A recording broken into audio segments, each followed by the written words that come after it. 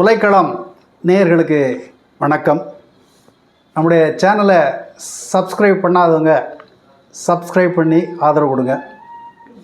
இன்றைக்கி நாம் பேச இருக்கிற விஷயம் இந்த பாராளுமன்ற சிறப்பு கூட்டத்தொடர், அதில் தொகுதி மறுவரையறை, பாராளுமன்ற தொகுதியுடைய எண்ணிக்கை, மகளிர் இடஒதுக்கீடை அமுல்படுத்துவது, இந்த ஏராளமான விஷயங்களுக்காக 2 நாள் பிரதமர் மோடி பாராளுமன்றத்தை கூட்டியிருக்கிறார். அது எவ்வளோ பெரிய ஆபத்தான ஒரு விஷயத்தை உள்ளடக்கி இருக்கிறது, அதை பற்றி பேசுகிறதுக்கு தான் இந்த வீடியோ. நம்மளே மோடி நேற்றைக்கு பாராளுமன்றத்தில் இந்த கூட்டத்தொடரில் பேசும்பொழுது நேற்று பேசியிருக்கிறார். நீங்கள் பலரும் கவனிச்சிருப்பீங்க. இந்த புதிய தொகுதி மறுவரை சட்டத்தினால அல்லது பாராளுமன்ற தொகுதிகளை 550லேருந்து 850 அதிகரிக்கிறதுனால தென் மாநிலங்களுக்கு எந்த விதமான பாதிப்பும் வராது. தென் மாநிலங்கள் இப்போதைக்கு எத்தனை சதவிகிதம் சீட்டை வச்சுருக்கிறோ அத்தனை சதவீதத்தில் ஒன்று கூட குறையாது. இதுக்கு நான் கேரண்டி. நீங்கள் கேரண்டின்னு கேட்டாலும் நான் கேரண்டி தர்றேன், சத்தியம் பண்ணி கேட்டாலும் நான் சத்தியம் பண்ணி தர்றேன். இது என்னுடைய உத்தரவாதம் அப்படின்னு பாராளுமன்றத்தில் ஒரே அடுக்கிட்டு இருக்கார். அமித்ஷாவும் என்ன சொல்கிறாரு, ஆகா இது எந்த தென் மாநிலங்களுக்கும் பாதிப்பே வராது, உண்மையிலே அவங்களுக்கு அதிகமான பிரதிநிதித்துவம் தான் கிடைக்கும், அதிகமான சீட்டு தான் வரப்போதே தவிர யாருக்கும் எந்த பாதிப்பும் வராது என்று அமித்ஷா வேறு சொல்கிறாரு. பியூஷ் கோயல் இவங்கெல்லாம் பேசுகிறது அப்படியே வழிமணிஞ்சு நம்ம ஊரில் இருக்கார். இப்போது அதிமுக பிஜேபி கிட்ட அடகு வச்ச எடப்பாடி பழனிசாமி அவர் சொல்கிறார், அமித்ஷாவே வாக்குறுதி கொடுத்துட்டார், அப்புறம் என்ன, அதில் எந்த பயமும் இல்லை என்று அவர் சொல்லுகிறார். ஆனால் இவங்கெல்லாம் ஏன் ஒரு விஷயத்தை நான் கேரண்டி தர்றேன், வாக்குறுதி தர்றேன்னு பேசுகிறாங்க, ஏன் இந்த வாக்குறுதியை சட்டத்தில் கொண்டு வர மாட்டேங்கிறாங்கங்கிறதுலேருந்து ஒரு விஷயத்தை புரிஞ்சுக்கலாம். அவே பிஜேபியினுடைய மோடி, அமித்ஷா இந்த கும்பல் அவர்கள் மிகப்பெரிய மோசடி திட்டத்தோடு இந்த சட்ட திருத்தத்தை இப்போது கொண்டு வந்திருக்கிறார்கள். மோடி என்ன பேசுகிறாரு, நாங்கள் பெண்களுக்கான இடஒதுக்கீட்டை நாங்கள் உடனே அமல்படுத்துகிறது தான் எங்களுடைய நோக்கம், அதுக்காகத்தான் இதை கொண்டு வர்றோம் அப்படின்னு பேசுகிறார். பெண்களுக்கான 33% இடஒதுக்கீடு 2023 கொண்டு வரப்பட்டது. அப்போது எல்லாரும் என்ன சொன்னாங்கன்னா, இந்த சட்ட திருத்தத்தை ஆதரித்தது மட்டும் இல்லை, இதை உடனே 2024 நாடாளுமன்ற தேர்தலை அமுல்படுத்தணும்னு எல்லோரும் கேட்டாங்க. அப்போது மோடி என்ன சொன்னார், அதெல்லாம் இப்போலாம் முடியாது, உடனே முடியாது, நாங்கள் புதுசாக இப்போ சென்சஸ் எடுக்க வேண்டியிருக்குது, 2011 அப்புறம் சென்சஸை எடுக்கலை, இப்போ மக்கள் தொகை கணக்கு எடுத்து முடித்து தொகுதி மறுவரை பண்ணி அதுக்கப்புறம் தான் நாங்கள் அமல்படுத்துவோம், ஆக 2029 நாடாளுமன்ற தேர்தலில் தான் அமலாகும், இதெல்லாம் முடிச்சுட்டு இப்போ லேட்டஸ்ட்டு புள்ளிவிவரங்களோடு தான் அது செய்யணும் என்று சட்டம் பேசினார் அமித்ஷா. மோடியும் பேசினார். 2003 கொண்டு வந்ததை உடனே அமல்படுத்துன்னு சொன்னப்போ முடியாதுன்னு 5 வருஷம் கழிச்சு தான் அமல்படுத்துவேன்னு சொன்ன மோடி இன்றைக்கி திடீர்னு பெண்கள் மேலே பெரிய அக்கறையை எடுத்துக்கிட்டு, இல்லை பெண்களுக்கு இனியும் காலதாமதப்படுத்தக்கூடாது, இதுவரையிலையும் நம்ம தாமதப்படுத்திட்டோம், அதுக்கு பிராயச்சித்தமாவது உடனே அதை அமல்படுத்தணும். என்னடா இவ்வளவு அக்கறை, என்ன இவ்வளவு வேகமாக பெண்களுக்கான இடஒதுக்கீட்டில் இவ்வளவு அக்கறை என்றால் அதுக்குள்ளே தான் சூட்சமெல்லாம் இருக்குது. அவள் பெண்களுடைய இடஒதுக்கீட்டை இதோடு சேர்த்து இந்த தொகுதி மறுவரை, அதே மாதிரி பாராளுமன்றத்தினுடைய தொகுதி எண்ணிக்கை அதிகரிக்கிறது, இதை ரெண்டையும் ஒன்றா சேர்க்கும் பொழுது இந்த தொகுதி மறுவரையறை, பாராளுமன்ற எண்ணிக்கை அதிகரித்தல், இதில் 2 இருக்கக்கூடிய சிக்கல்களை எதிர்க்கட்சிகள் பேசும் பொழுது பாத்தியா பெண்களுடைய இடஒதுக்கீட்டுக்கு எதிராக இருக்கிறாங்க என்று திசை திருப்பி மக்களை ஏமாற்றுவதற்கு இந்த பிஜேபி கும்பல் செஞ்சிருக்கிற தந்திரம் தான் இது. உலகத்திலேயே ஏமாத்துறது, பித்தலாட்டம் பண்ணுறதுல சிற்றரசர்கள் மன்னர்கள்லாம் இருக்கிறாங்க. அதில் சக்கரவர்த்தி யாருன்னு சொன்னாக்கா மோடி தான். அப்படிப்பட்ட ஒரு சூழ்ச்சி தான் இந்த திட்டத்தில் இறங்கியிருக்குது. இப்போ பெண்களுக்கான இடஒதுக்கீடு என்பது 2010 மன்மோகன் சிங் ஆட்சி காலத்திலே கொண்டு வரப்பட்டது. அது அப்படியே தேங்கி நின்று போச்சு. 2023 24 தேர்தலை ஒட்டி அதில் பெண்களுடைய வாக்குகளை பெறுவதற்கு திடீர்னு கொண்டு வந்தார். அதை உடனே அமல்படுத்து என்று எல்லோரும் கேட்டபோது மறுத்த மோடியும் அமித்ஷாவும் இப்போது அவசரமாக இப்போ 5 மாநிலங்களில் தேர்தல் நடந்திருக்கு, இன்னும் வாக்கு எண்ணிக்க முடியல. தமிழ்நாடு, மேற்கு வங்காளம் 2 பெரிய மாநிலங்களில் 23ஆம் தேதி தேர்தல் நடக்குது. இந்த இடைப்பட்ட காலத்துக்குள்ளே எதுக்கு இவ்வளவு அவசரமாக 3 நாள் பாராளுமன்றத்தை கூட்ட வேண்டும்? இந்த கேள்விக்கெல்லாம் மோடிக்கிட்டே அமித்ஷாக்கிட்டே பதில் கிடையாது. மாறாக அவசரமாக கூட்டி இந்த சட்டங்களை நிறைவேற்றுகிறார்கள். இது 3 சட்டம். ஒன்று, பெண்களுக்கான இடஒதுக்கீட்டை உடனே அமல்படுத்துறது. 2வது, பாராளுமன்றத்தினுடைய தொகுதி எண்ணிக்கை இப்போதுக்கு 543, அதாவது 550 வரலையும் இருக்கலாம்னு சொல்லி சட்டம் இருக்குது. இந்த 550 850ஆக உயர்த்துவது. 3வது, தொகுதியை வரையறை செய்வதை கண்காணிப்பதற்கும் வரையறுப்பதற்கும் ஒரு புதிய ஆணையத்தை அமைப்பது, டீலிமிட்டேஷன் கமிஷன். இப்போது இந்த 10 வருஷம் 8 வருஷத்துக்கு ஒரு தடவை அல்லது தேவைப்படுகின்ற போது தொகுதியை மறுவரை செய்கின்ற அதிகாரம் இப்போதைக்கு தேர்தல் கமிஷன்கிட்ட இருக்குது. இப்போ இந்த தேர்தல் கமிஷன்கிட்ட இருக்கிற அதிகாரத்தை பிடுங்கி தனியாக ஒரு கமிஷனை இவங்க தொடங்குறாங்க. அதுக்கு காரணமே ஒரு பெரிய சூழ்ச்சி தான் அதில் இருக்குது. அதையும் நம்ம பார்ப்போம். ஆக இப்படி 3 விஷயங்களை உள்ளடக்கி தான் இந்த சட்ட திருத்தம் கொண்டு வரப்படுது. இந்த சட்ட திருத்தத்தினுடைய உண்மையான நோக்கம் பெண்களுக்கு இடஒதுக்கீடு என்கிற பெயரில், தொகுதி மறுவரை என்கிற பெயரில், பாராளுமன்ற உறுப்பினருடைய எண்ணிக்கை அதிகரிக்கிறோம் என்கிற பெயரில் எங்கெங்கெல்லாம் பிஜேபிக்கு வாய்ப்பான மாநிலங்களோ அங்கெல்லாம் தொகுதியை அதிகரிக்கிறது.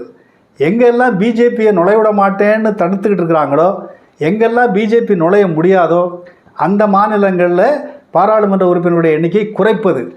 இப்படி முழுக்க பெண்களுடைய இடஒதுக்கீடு என்பதை காரணம் காட்டி பிஜேபி, யோகேந்திர யாதவ் சொன்னது மாதிரி பிஜேபியினுடைய இடஒதுக்கீட்டை உறுதிப்படுத்துவதற்கு தான் இந்த சட்டத்தை இவர்கள் கொண்டு வருகிறார்கள். இதுதான் உண்மையான நோக்கம். இதனுடைய விளைவு என்னென்னா, இன்றைக்கி இந்தியாவிலே பிஜேபி நுழைய முடியாத இடம் தமிழ்நாடு, கேரளா. அதுக்கப்புறம் பார்த்திங்கன்னா தெலுங்கானாலையும் பெரிய அளவுக்கு போக முடியலை. கர்நாடகாவில் பாதி போயிட்டான். அது தென் மாநிலங்களில் முக்கியமாக தமிழ்நாடு, கேரளா. கிழக்கு பார்த்திங்கன்னா மேற்கு வங்காளம், வடகிழக்கு மாநிலங்கள். இங்கே தான் பிஜேபி இன்னும் நுழைய முடியல.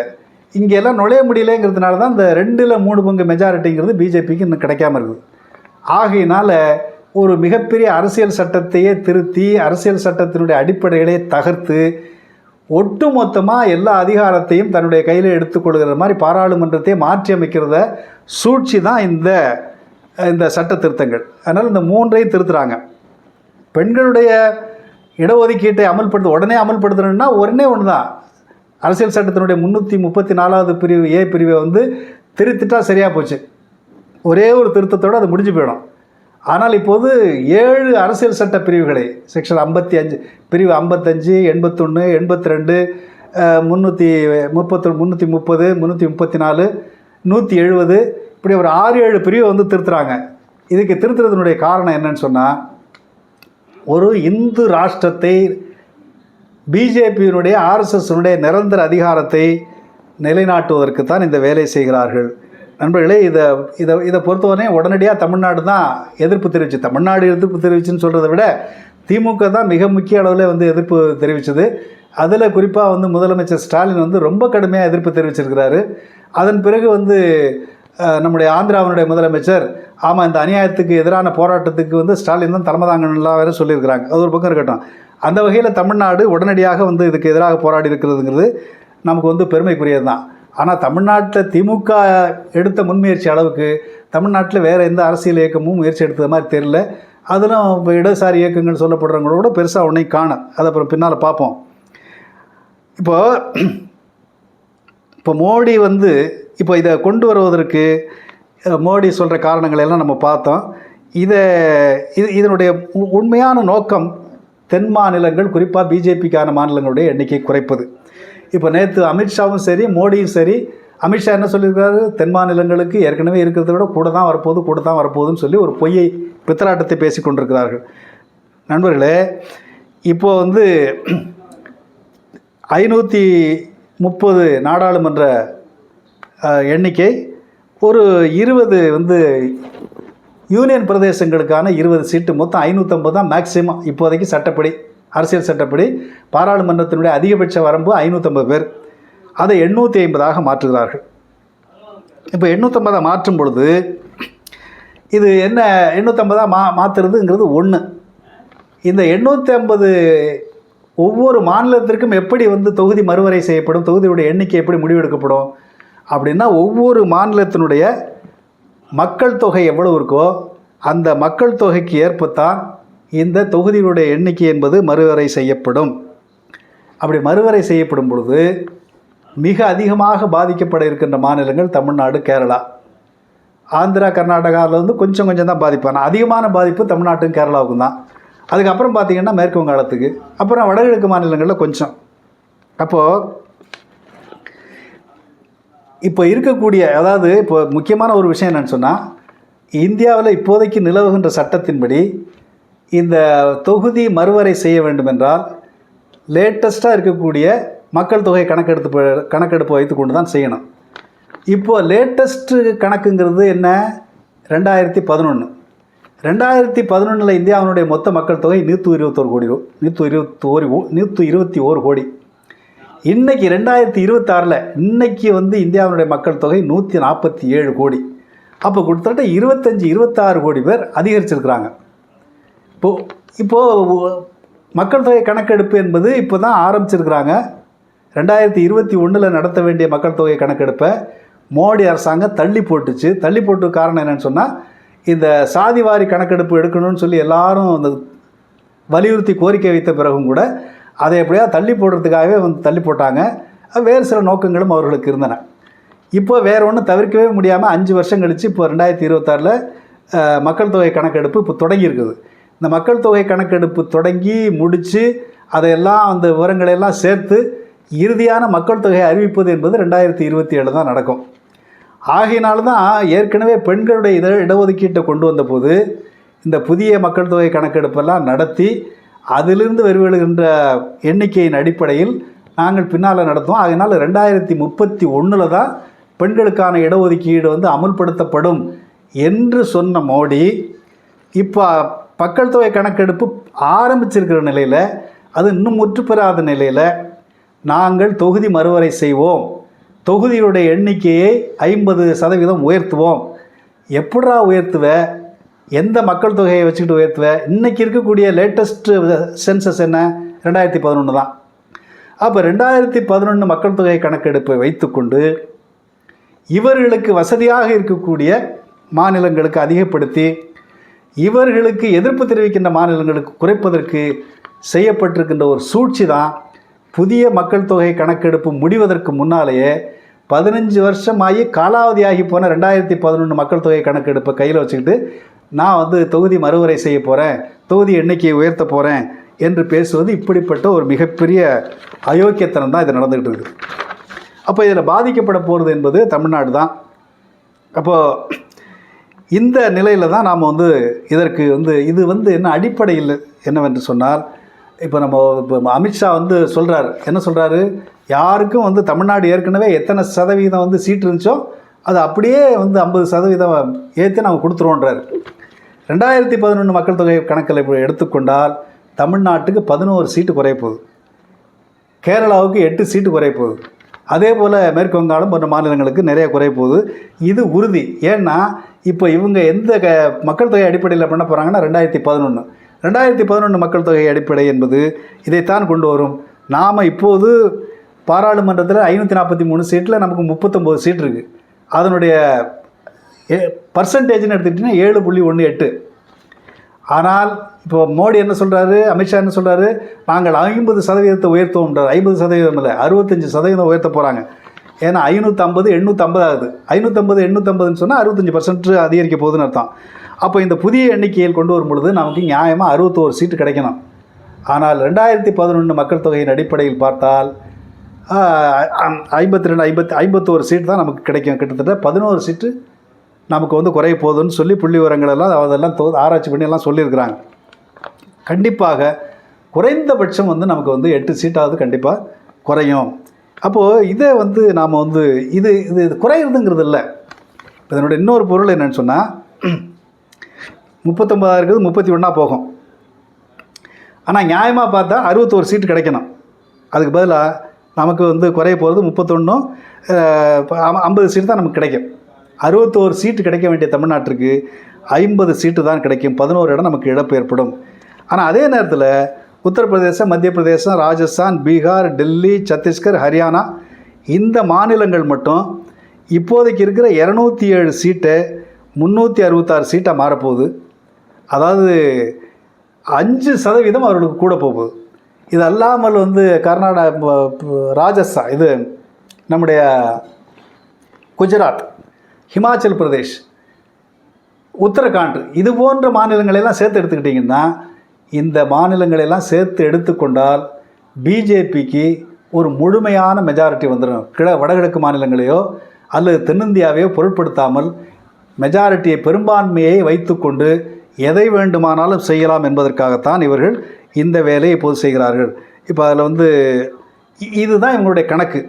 இப்போ இன்றைக்கி பார்த்தீங்கன்னு சொன்னால் உத்தரப்பிரதேசத்துக்கு மிகப்பெரிய அளவுக்கு அதிகமாக வந்து சீட்டு வந்து அதிகரிச்சிருக்குது. அப்போது கல்வி, மருத்துவம், உள்கட்டமைப்பு, தொழில் வளர்ச்சி, வேலைவாய்ப்பு, இப்படி பல்வேறு நிலைகளில் முன்னேற்றத்தை எட்டி மக்கள் தொகையை கட்டுப்படுத்தி, இந்தியாவில் வந்து மக்கள் தொகையை கட்டுப்படுத்தணுங்கிறது தேசிய அளவிலான கொள்கை. அந்த கொள்கையை யார் அமல்படுத்துகிறான்னு சொன்னால் தென் மாநிலங்கள் தான் அமல்படுத்துது. இப்போ பீகார்லேயோ உத்தரப்பிரதேசத்துலேயோ மற்ற வடமாநில ஹிந்தி பேசுகிறவங்க பூரா அங்கே வந்து இந்த பிற்போக்கு சிந்தனையின் விளைவாக, பெண்கள் கல்வி அறிவு ரொம்ப பின்தங்கி இருப்பதனுடைய விளைவாக அங்கே குழந்தை பெற்றுக்கொள்வது என்பது ரொம்ப அதிகமாக இருக்குது. அதனால தான் பீகார், உத்தரப்பிரதேசம், மத்திய பிரதேசம் போன்ற மாநிலங்களில் மக்கள் தொகை வேகமாக அதிகரிச்சுட்டே இருக்குது. ஆனால் தென் மாநிலங்களில் மக்கள் தொகை குறைஞ்சிக்கிட்டு இருக்குது. சந்திரபாபு நாயுடு கூட சொன்னார், நாங்கள் பிள்ளைங்களை நிறையா பெற்றுக்கிட்டால் நாங்கள் வந்து அதை ஊக்கப்படுத்துகிறோம், காசு தரோம்னு சொல்லி. ஏன்னா தென் மாநிலங்களில் குறைஞ்சிக்கிட்டு இருக்குது. அப்போ இந்த நிலையை வைத்துக்கொண்டு இந்த மக்கள் தொகை வளர்ச்சியில் ஏற்றத்தாழ்வு அதிகமாக இருக்கக்கூடிய ஒரு சூழ்நிலையில் எல்லாருக்கும் மக்கள் தொகை அடிப்படையில் நாங்கள் வந்து பாராளுமன்ற தொகுதி எண்ணிக்கையை நாங்கள் பிரித்து தர்றோம் அப்படின்னு சொல்கிறது மிகப்பெரிய அயோக்கியத்தனம். அதனால தான் ஏற்கனவே என்ன சொன்னாங்கன்னா 1971 2001 வாஜ்பாய் இருக்கிற காலத்தையும் 25 வருஷத்துக்கு இந்த தொகுதி மறுவரையை தள்ளி போட்டார்கள். அப்போது இந்த நிலையில் இந்த ஏற்றத்தாழ்வான மக்கள் தொகையை, இன்னொரு பக்கம் ஏற்றத்தாழ்வு, மக்கள் தொகையில் ஏற்றத்தாழ்வு மட்டும் இல்லை, பிஜேபிக்கு ஆதரவு எதிர்ப்புங்கிறதுலையும் ஏற்றத்தாழ்வான நிலைமை, பொருளாதாரத்திலையும் தென்னிந்தியா வந்து மேலோங்கி இருக்குது. இப்போ இப்படிப்பட்ட பிஜேபிக்கு எதிராக இருக்கக்கூடிய மாநிலங்களை தண்டிக்க வேண்டும். அவர்களுடைய குடைச்சல் இல்லாமலேயே பார்லிமெண்ட்டில் எல்லா சட்டங்களையும் நிறைவேற்றி தன்னுடைய இந்து ராஷ்டிரத்தை, அந்த பார்ப்பன பனியா அதிகாரத்தை நிலைநாட்டுவதற்கு ஒரு உத்தரவாதமான சூழ்நிலையை பாராளுமன்றத்திலே உருவாக்குவதற்கு தான் இந்த சட்டங்களை அவர்கள் கொண்டு வந்திருக்கிறார்கள். இதுக்கு பின்னால் இருக்கக்கூடியது என்னென்னு சொன்னால் கார்ப்பரேட் நலன். இப்போது குஜராத்தில் இருக்கக்கூடிய, குஜராத் மகாராஷ்டிரத்தில் இருக்கக்கூடிய இந்த பார்ப்பன பனியா முதலாளிகள் தான் விரல் விட்டு எண்ணக்கூடிய, அந்த குரோனி கேபிட்டலிஸ்ட்டை சொல்கிறாங்க இல்லையா, அந்த விரல் விட்டு எண்ணக்கூடிய இவர்கள் தான் இந்தியாவினுடைய மொத்த பொருளாதார நடவடிக்கைகளையும் உற்பத்தியையும் கட்டுப்படுத்துகிறார்கள். அப்போ அவர்களுக்கு வந்து சேவை செய்யக்கூடிய ஒரு நிரந்தரமான ஒரு அடியாள் சேவையாக பிஜேபி செயல்படணும்னு சொன்னால் பிஜேபியினுடைய அதிகாரம் நிரந்தரமாகணும். அதுக்கு பாராளுமன்றத்தில் என்ன தில்லுமுள்ளு செய்யலாங்கிறதுக்காக தான் அந்த சட்டம் இப்போது கொண்டு வரப்படுகிறது.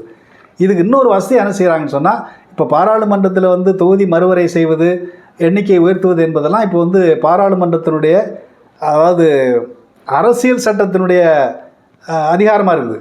அதை இப்போ என்ன பண்ணுறாங்கன்னு சொன்னால், டீலிமிட்டேஷன் கமிஷன், ஒரு கமிஷன் ஆரம்பித்து அதன் கையில் வந்து இப்போ அதிகாரத்தை ஒப்படைச்சு, இந்த டீலிமிட்டேஷன் கமிஷன் எந்த தொகுதியை எப்படி வேணாலும் மாற்றி அமைக்கலாம், பெருசை சின்னதாக்கலாம், சின்ன பெருசாக்கலாம், அதாவது மாநிலங்களை உடைக்கலாம், என்ன வேணாலும் செய்யலாம். அப்படிப்பட்ட அதிகாரத்தையும் அவர்கள் கையில் கொடுக்குறார்கள் இந்த புதிய சட்டத்தில், இந்த புதிய திருத்தத்தில். அது மட்டுமல்ல, இந்த புதிதாக உருவாக்கப்படுகின்ற இந்த டீலிமிட்டேஷன் கமிஷனுக்கு மிகப்பெரிய அதிகாரத்தை கொடுக்கிறார்கள். அவர்களுடைய முடிவை யாரும் கேள்வி கேட்க முடியாது. இப்போ புதிதாக உருவாக்கப்படுகின்ற டீலிமிட்டேஷன் கமிஷன் என்ன முடிவு எடுக்குதோ அந்த முடிவை நீதிமன்றங்கள் பரிசீலிக்க முடியாது. அதாவது நீதிமன்றங்களுடைய பரிசீலனைக்கு அப்பாற்பட்ட அதிகாரம் கொண்டதாக அதை மாற்றுகிறார்கள்.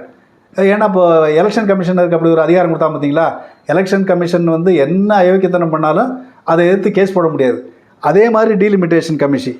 அப்போ இப்படி இந்தியாவில் இருக்கக்கூடிய இந்த அரைகுறை கூட்டாட்சி தன்மை, இந்த மொழி வழியில் பிரிக்கப்பட்ட மாநிலங்களுடைய உரிமைகள், இந்த மாநிலங்களுக்கு உரிய நிதி தேவை, இதை பெறுவதற்கான அதிகாரம், இது பெறுவதற்கான வந்து பிரதிநிதித்துவம், இது எல்லாவற்றையும் ஒழிச்சு கட்டி மோடி ஆர்எஸ்எஸ் என்ன முடிவெடுக்கிறார்களோ, அதானிக்கும் அம்பானிக்கும் எது தேவை, எந்த சட்டம் தேவை, எந்த சட்டம் அவர்களுக்கு நல்ல லாபத்தை கொடுக்கும் என்று முடிவெடுக்கிறார்களோ அதையெல்லாம் கேள்வி கேட்பார்களாமல் அமல்படுத்துவதற்கு தான் இந்த அவசரமாக இதை கொண்டு வருகிறார்கள். ஏன் அவசரமாக கொண்டு வரான்னா, இந்த தேர்தலே பிஜேபிக்கு பெரும்பான்மை கிடைக்கல. 2029 பெரும்பான்மை கிடைக்குங்கிறதுக்கு எந்த உத்தரவாதமும் இல்லை. ஆகவே வட மாநிலங்களில் எப்போதும் வளைச்சி போட்டு ஒரு நிரந்தர பெரும்பான்மையை உத்தரவாதப்படுத்துவதுதான் இந்த நோக்கம். ஆகவே இது என்ன ஆகும்னு சொன்னால், மூடர்கள் அறிவாளிகளை ஆட்சி செய்வது என்பதாக போய்விடும். நான் மூடர்கள்னு சொல்கிறது வட இந்தியாவை நான் என்னுடைய காழ்ப்புலேருந்து சொல்லலை.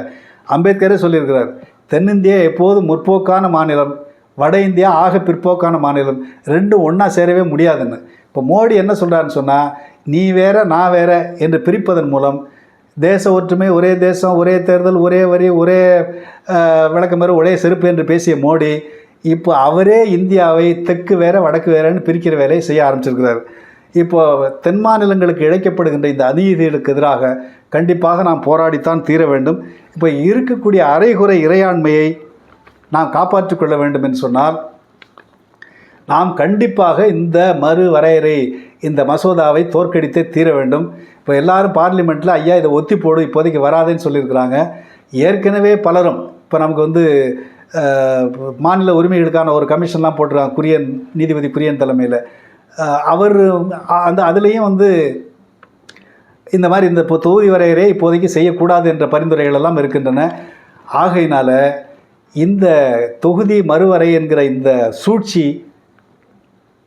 இந்தியாவில் கூட்டாட்சி குடியரசை ஒழித்து கட்டுவதற்கும், தென் மாநிலங்களுக்கான நிதி ஆதாரங்களை மறுத்து அவர்களிடம் வரியை வசூல் பண்ணி அவங்களுக்கு ஏமாற்றி எல்லாத்தையும் வடக்கு கொண்டு போய் செலவு பண்ணுறது, தென் மாநிலங்களை வஞ்சிப்பது என்ற பல கோணங்களில் இவர்கள் இந்த சதித்திட்டத்தை அரங்கேற்றிக் கொண்டிருக்கிறார்கள். ஆகவே இது திமுக என்கிற ஒரு கட்சியினுடைய பிரச்சனை இல்லை, தமிழ்நாட்டினுடைய மான பிரச்சனை, தமிழ்நாட்டினுடைய உரிமை பிரச்சனை. நான் ஸ்டாலின் சொல்லியிருக்கிறது மாதிரி தமிழ்நாடு 50-60களை போன்ற போராட்டத்தை சந்திக்க வேண்டியிருக்குன்னு ஸ்டாலின் தெளிவாக சொல்லியிருக்கிறார். அப்படிப்பட்ட ஒரு போராட்டத்திற்கு தமிழ்நாடு தயாராக வேண்டும். நாம் இந்த தருணத்தை விட்டுவிட்டால் இனி நிரந்தரமான அடிமையாக தென் மாநிலங்களை மாற்றுவதற்குரிய எல்லா சட்ட ஏற்பாடுகளையும் அவர்கள் செய்து விடுவார்கள். இது மிகப்பெரிய ஆபத்து.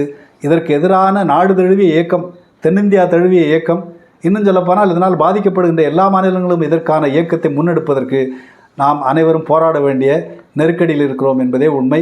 அதை எல்லா அரசியல் ஜனநாயக இயக்கங்கள் உணர வேண்டும். நன்றி.